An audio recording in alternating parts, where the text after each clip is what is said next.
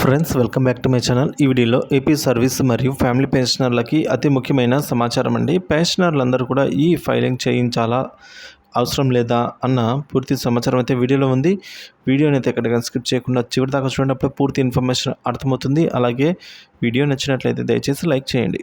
ఇక విషయానికి వచ్చినట్లయితే ఏపీ పెన్షనర్లు ఈ ఫైలింగ్ చేయించాలా వద్దా అన్న విషయానికి వచ్చినట్లయితే ఆదాయపు పన్నుకు సంబంధించిన ఈ ఫైలింగ్ సమాచారం 75 సంవత్సరాలు దాటిన వారు ఈ ఫైలింగ్ చేయించాలా వద్దా అని తెలియజేయమని అయితే అడుగుతున్నారు. సో దీని గురించి ఇప్పుడే తెలుసుకుందాము. సో పెన్షనర్స్కు 75 సంవత్సరాలు లేదా 80 సంవత్సరాల వయసు వారు ఎవరైనా సరే ఆదాయ పన్ను నిబంధనల ప్రకారం ఈ ఫైలింగ్ తప్పక చేయించాలండి. ఒకే బ్యాంకులో వారి పెన్షన్ మరియు డిపాజిట్లు ఉన్నట్టయితే వారికి మినహాయింపు ఉంటుంది. దీనికి కొంత ప్రాసెస్ అయితే ఉందండి.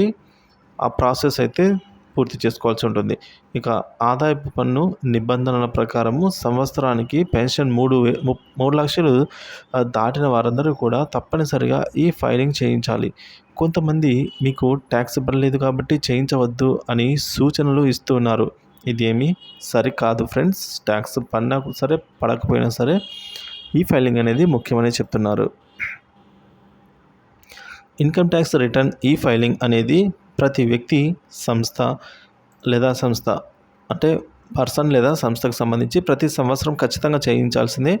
2.5 లక్షల పైబడి సంవత్సరపు ఆదాయం కలిగిన వారందరూ కూడా ఇన్కమ్ ట్యాక్స్ పడనప్పటికీ కూడా తప్పనిసరిగా ఐటీ రిటర్న్స్ సబ్మిట్ చేయవలసి ఉంటుంది అని చెప్తున్నారు. 75 సంవత్సరాల సూపర్ సీనియర్ సిటిజన్లు వారి వార్షిక ఆదాయం 5 లక్షల లోపు అయితే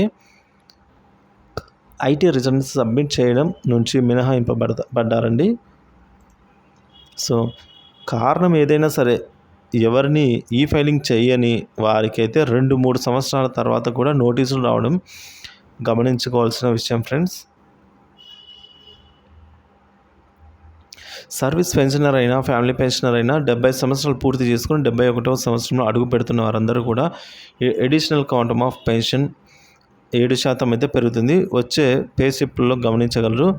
సో అదేవిధంగా 75 నుంచి 80, 80 నుంచి ఈ విధంగా పూర్తి చేసుకునే వయసు వారికి కూడా అందరికీ 75 సంవత్సరాల తర్వాత అందరికీ కూడా అడిషనల్ క్వాంటమ్ ఆఫ్ పెన్షన్ అనేది పెరుగుతూ ఉంటుందండి.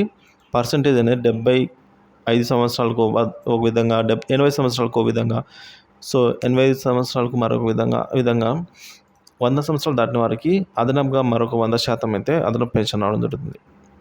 సో ఇదండి ఇప్పటివరకు నా తాజా సంవత్సరం. Thank you for watching this video. Please like, share, subscribe my channel.